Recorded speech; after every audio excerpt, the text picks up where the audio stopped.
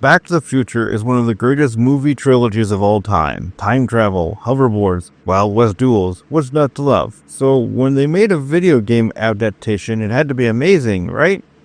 Right? Yeah, no, instead we got this. A game that takes one of the most fun sci-fi adventures ever and turns it into a confusing, frustrating mess. If you ever want to know what time travel actually feels like, just play this game. It makes you wish you could go back and stop yourself from buying it. And I'm Professor Retro, and today we're going to figure out why Back to the Future 2 and 3 on the NES is a giant mess.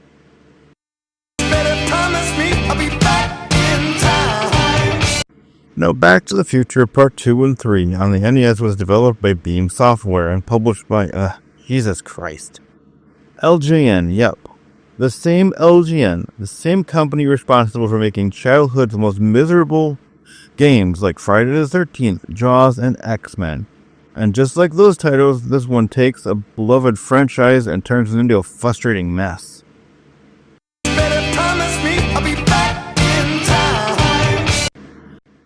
You ever play a game where the main character controls like they just drank 50 cups of coffee and put their shoes on backwards? That's Back to the Future 2 and 3.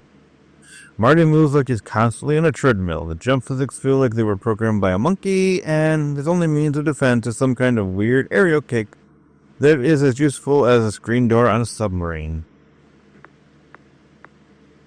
I swear, Marty's jump was designed to make you suffer. It's too short, to clear obstacles, too floaty to land where you want, and the only thing you can do is survive. It's like someone made a game where the only button is die horribly.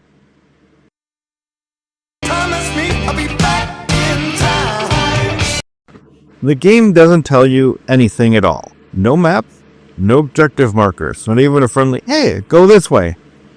Nope. You're thrown at Hill Valley and expected to figure out like some kind of time travel detective. Next, let's talk about items.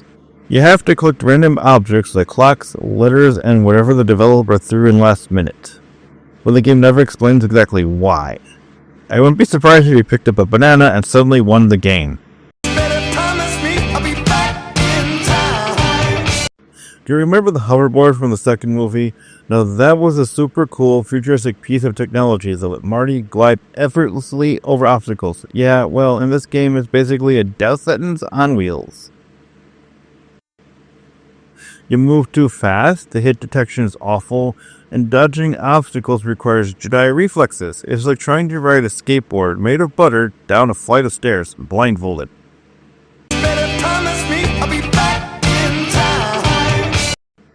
Let's talk about the graphics, or rather, the crime against art that this game committed.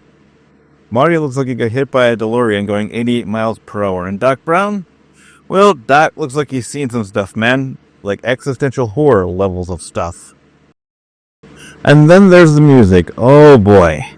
If everyone to know what a migraine sounds like, congratulations, here it is. It's the same 10-second loop of audio that sounds like a dying robot screaming for help. This isn't music, this is a punishment. Here, take a listen.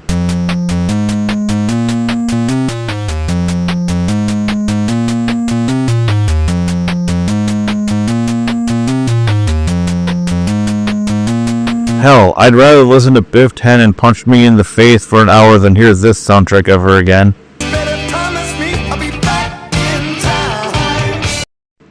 Now one would think things would improve in Part 3. Well, nope. Instead, they somehow get worse. Instead of a hoverboard, you get pies.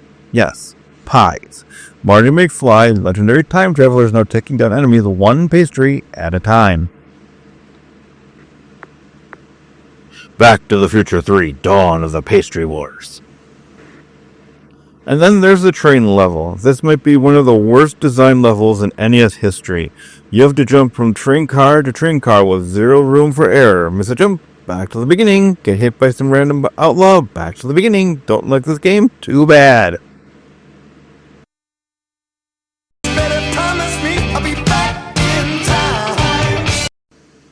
So if I had a time machine, I wouldn't go back to see dinosaurs or witness the invention of fire. I'd go back and stop this game from ever being made. Back to the Future 2 and 3 isn't just bad, It's an insult to time itself. The controls are broken, the level design is trash, the music is ear poison, and the only thing it successfully captures from the movie is the feeling of wanting to escape. But trust me, when it comes to this game, you don't want to go back. And with that, I'm Professor Retro, remind you to hit the like button mash the subscribe button, and ring that bell so you get heads up on my next video release. And let me know what you think of my other videos, and if you have any games you wish to torture me with, put them down in the comments below. Until then, keep your controllers plugged in, your consoles turned on, and remember, never go back in time. Thanks for watching.